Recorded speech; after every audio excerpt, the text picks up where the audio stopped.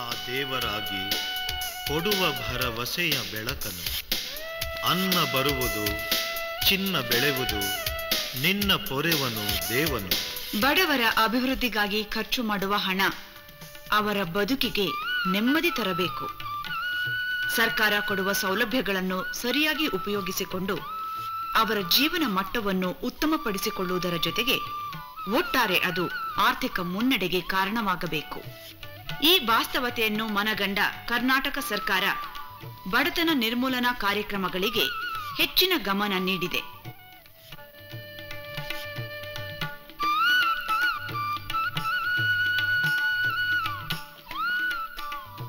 ರಾಜ್ಯದಲ್ಲಿ ಹೊಸದಾಗಿ ಅರಣ್ಯ ಬೆಳೆಸುವುದರ ಜೊತೆಗೆ ಜನರ ದಿನನಿತ್ಯದ ಉರುವಲು ಇತ್ಯಾದಿ ಅಗತ್ಯಗಳಿಗೆ ಅನುಕೂಲವಾಗುವಂತೆ ಸಾಮಾಜಿಕ ಅರಣ್ಯ ಕಾರ್ಯಕ್ರಮ ರೂಪಿಸಲಾಗಿದೆ.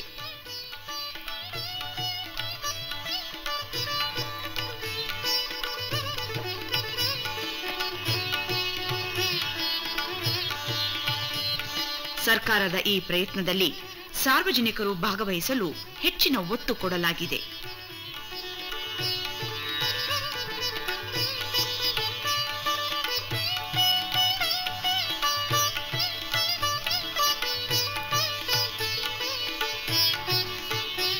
ಶಾಲಾ ಆವರಣದಲ್ಲಿ, ರಸ್ತೆ ಬದಿಗಳಲ್ಲಿ, ಗುಡ್ಡಗಾಡು, ಗೋಮಾಳಗಳು ಹಾಗೂ ಬಂಜರು ಪ್ರದೇಶದಲ್ಲಿ ಅರಣ್ಯೀಕರಣ,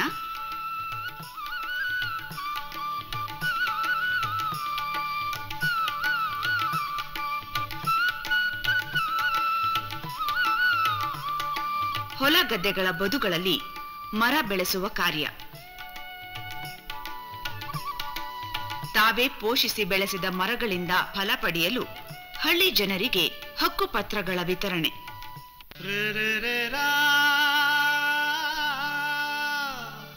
ಮನುಷ್ಯನ ಮೂಲಭೂತ ಅಗತ್ಯಗಳಲ್ಲಿ ವಸತಿಯೂ ಒಂದು. ಸೂರಿಲ್ಲದ ಬಾಳು ಅಸಹನೀಯ. ಈ ಸಮಸ್ಯೆಯನ್ನು ಗಂಭೀರವಾಗಿ ತೆಗೆದುಕೊಂಡಿರುವ ಕರ್ನಾಟಕ ಸರ್ಕಾರ ನಗರ, ಪಟ್ಟಣ ಹಾಗೂ ಗ್ರಾಮಾಂತರ ಪ್ರದೇಶಗಳಲ್ಲಿ ಮನೆಗಳನ್ನು ಕಟ್ಟಿಕೊಡುವ ಯೋಜನೆಗಳನ್ನು ಹಾಕಿಕೊಂಡಿದೆ.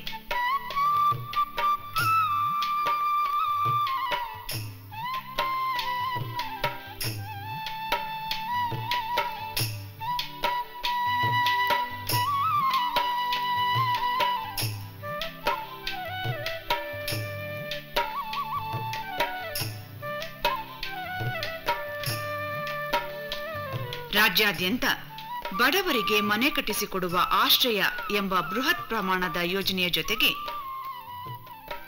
ಡಾಕ್ಟರ್ ಬಿಆರ್ ಅಂಬೇಡ್ಕರ್ ಜನ್ಮಶತಾಬ್ದಿ ಯೋಜನೆ, ಇಂದಿರಾ ಆವಾಸ್, ಭಾಗ್ಯ ಮಂದಿರ ಹಾಗೂ ನೆರಳಿನ ಭಾಗ್ಯ ಕಾರ್ಯಕ್ರಮಗಳು ಮನೆ ಇಲ್ಲದವರ ಪಾಲಿಗೆ ಆಶಾಕಿರಣವಾಗಿದೆ.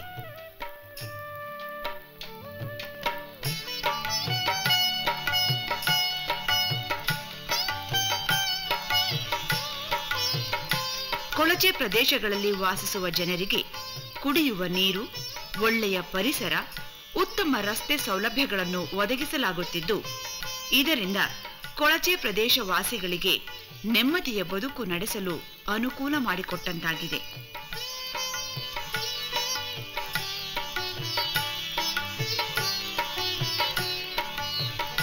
ಗ್ರಾಮೀಣ ಪ್ರದೇಶಗಳ ಸರ್ವತೋಮುಖ ಬೆಳವಣಿಗೆಗೆ ಉತ್ತಮ ಸಾರಿಗೆ ಸಂಪರ್ಕವೂ ಅಗತ್ಯ.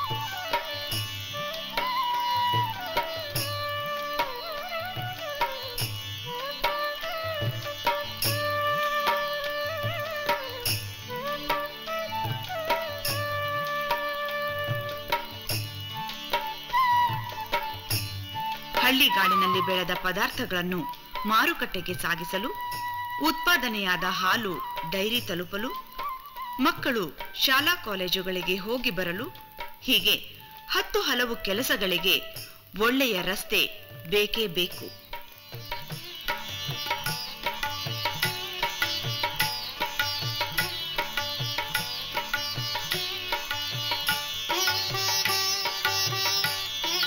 ಸಣ್ಣ ಪುಟ್ಟ ಗ್ರಾಮಗಳಿಗೂ ಸರಿಯಾದ ರಸ್ತೆ ಮಾಡುವ ಯೋಜನೆಯನ್ನು ಸರ್ಕಾರ ಆದ್ಯತೆಯ ಮೇಲೆ ಕೈಗೆತ್ತಿಕೊಂಡಿದೆ. ಇದರಿಂದಾಗಿ ಗ್ರಾಮೀಣ ಪ್ರದೇಶಗಳಲ್ಲಿ ಸರ್ಕಾರದ ಕಾರ್ಯಕ್ರಮಗಳನ್ನು ಅನುಷ್ಠಾನಗೊಳಿಸಲು ಅನುಕೂಲವಾಗುತ್ತಿದೆ.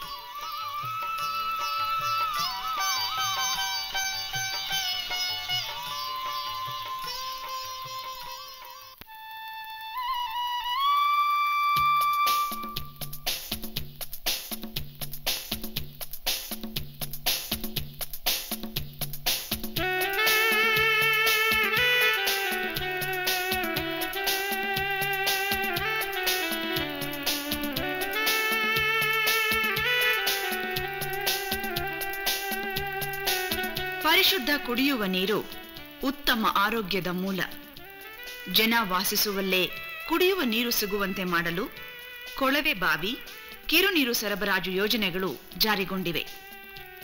ಹೆಚ್ಚು ಶ್ರಮವಿಲ್ಲದೆ ಮಹಿಳೆಯರು ಕುಡಿಯುವ ನೀರನ್ನು ಮನೆಗೆ ಒಯ್ಯಬಹುದಾದ ಪರಿಸ್ಥಿತಿ ಈಗ ಇದೆ.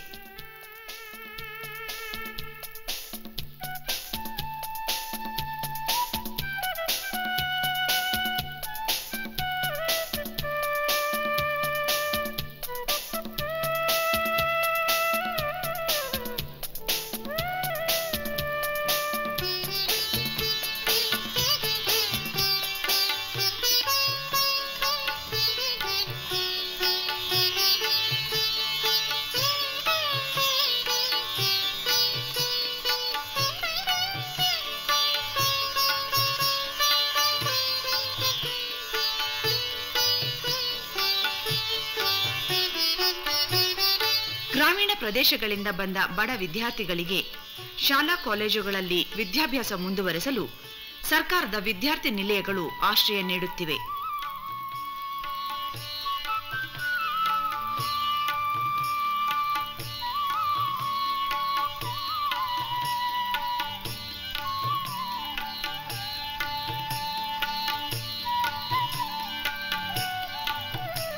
ಪರಿಶಿಷ್ಟ ಜಾತಿ, ಪಂಗಡ ಹಾಗೂ ಹಿಂದುಳಿದ ವರ್ಗಗಳಿಗೆ ಸೇರಿದ ವಿದ್ಯಾರ್ಥಿಗಳು ಮತ್ತು ವಿದ್ಯಾರ್ಥಿನಿಯರಿಗೆ ಊಟ, ಬಟ್ಟೆ, ಅಗತ್ಯ ಪುಸ್ತಕಗಳನ್ನು ಒದಗಿಸಲಾಗುತ್ತಿದೆ.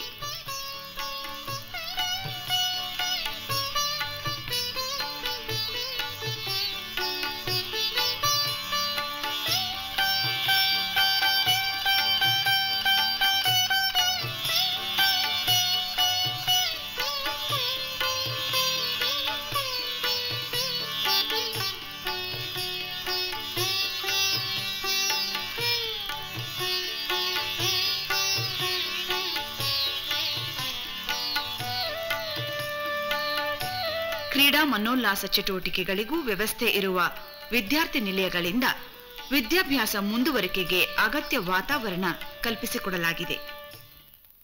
ಸರ್ಕಾರ ಯುವ ಜನರಿಗೆ ಸ್ವಯಂ ಉದ್ಯೋಗ ಕೈಗೊಳ್ಳಲು ಹಲವಾರು ಅವಕಾಶಗಳನ್ನು ಮಾಡಿಕೊಟ್ಟಿದೆ.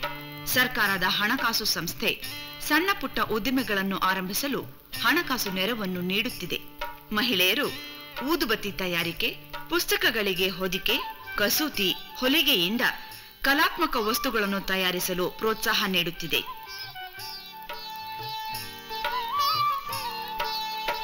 ಕಾಯಕವೇ ಕೈಲಾಸ ಎಂದರು ಬಸವಣ್ಣ, ಬೆವರಿನ ಹೊಳೆ ಹರಿದಾಗ ಬಾಳೆಲ್ಲ ಚಿನ್ನ.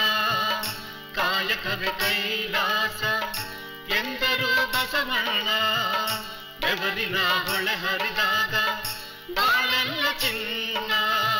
ಕೈಯಾದರೆ ಕೆಸರು, ಬಾಯಿ ಮೊಸರು ಸತ್ಯ.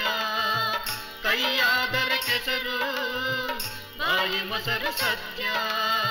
ದುಡಿಯೋಣ ಬಿಡದಂತೆ ನಿಮಿಷ ನಿಮಿಷ ನಿತ್ಯ, ನಿಮಿಷ ನಿಮಿಷ ನಿತ್ಯ.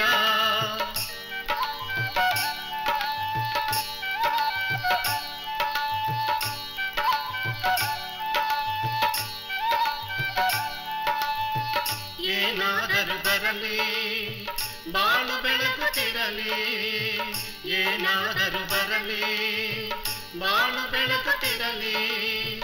ಭರವಸೆಯ ಬೆಳಕಲ್ಲಿ ಸುಖ ಶಾಂತಿ ಬರಲಿ, ಸುಖ ಶಾಂತಿ ಬರಲಿ.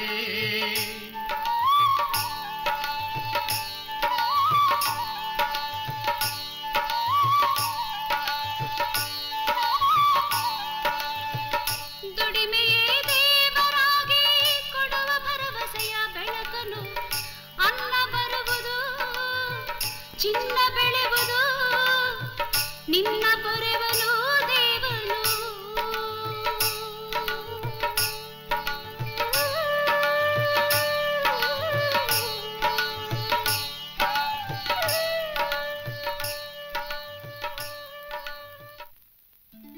ನೆಮ್ಮದಿಯ ಬದುಕಿಗೆ ನೆರವಾಗಲು ಸರ್ಕಾರ ಬಡತನ ನಿರ್ಮೂಲನಾ ಕಾರ್ಯಕ್ರಮಗಳನ್ನು ಜಾರಿಗೊಳಿಸಿದ್ದು, ಇದರಿಂದ ನಿರುದ್ಯೋಗ ಸಮಸ್ಯೆಯನ್ನು ಸ್ವಲ್ಪ ಮಟ್ಟಿಗೆ ಪರಿಹರಿಸುವುದರ ಜೊತೆಗೆ ಅಸಂಖ್ಯ ಜನರಿಗೆ ಆರ್ಥಿಕ ನೆಲೆಗಟ್ಟನ್ನು ಒದಗಿಸಿದಂತಾಗುತ್ತದೆ.